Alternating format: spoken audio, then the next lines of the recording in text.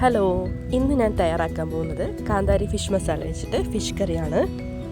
അതിലേക്ക് ആവശ്യമായിട്ടുള്ളത് ചുമന്നുള്ളി, വെളുത്തുള്ളി, ഇഞ്ചി, പച്ചമുളക്, വേപ്പില. ഇനി നമുക്ക് ഒരു ചട്ടി അടുപ്പത്തേക്ക് വെക്കാം. ചട്ടി ചൂടായതിന് ശേഷം വെളിച്ചെണ്ണ ഒഴിച്ചു കൊടുക്കുക. ഇത്തിരി കടുക് ഇട്ട് കൊടുക്കുക കേട്ടോ. ആദ്യം തന്നെ കുറച്ച് ഉലുവ ഇട്ട് കൊടുക്കുക. ഇനി അതിലേക്ക് കറിവേപ്പില, പച്ചമുളക്, ഇഞ്ചി, വെളുത്തുള്ളി, ചുമന്നുള്ളി ഇട്ട് കൊടുത്ത് നന്നായി മിക്സ് ചെയ്യാം.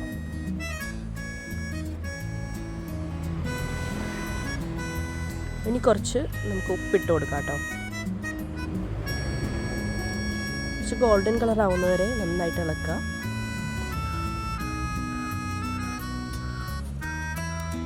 ഇനി നമുക്ക് നമ്മുടെ മസാലപ്പൊടി ആഡ് ചെയ്ത് കൊടുക്കാം. ഇതൊരു കിലോ മീനാണെങ്കിൽ ഒരു 4-5 സ്പൂൺ മതി. ഇപ്പം ഞാൻ കുറച്ച് മീൻ എടുത്തിട്ടുള്ളൂ, എന്നാൽ ഞാൻ കുറച്ച് മസാല ഇടുന്നത് എനിക്ക് മസാല ഇഷ്ടമുള്ളതുകൊണ്ടാണ് കേട്ടോ.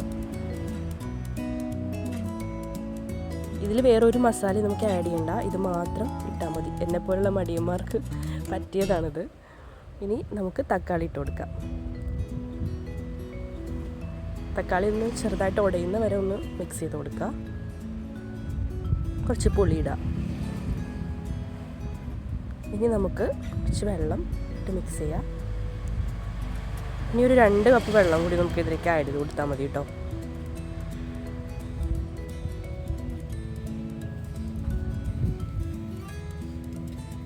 ഇനി നമുക്ക് മീൻ ഇട്ട് കൊടുക്കാം.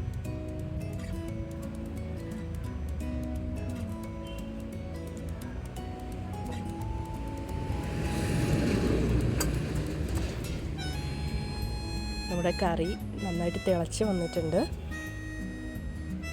ഇതിലേക്ക് നമുക്ക് കറിവേപ്പിലയും കുറച്ച് വെളിച്ചെണ്ണയും ഒഴിക്കാം. കാന്താരി മുളകിന് നല്ല ഒരു ഫ്ലേവർ വരുന്നുണ്ട് കേട്ടോ.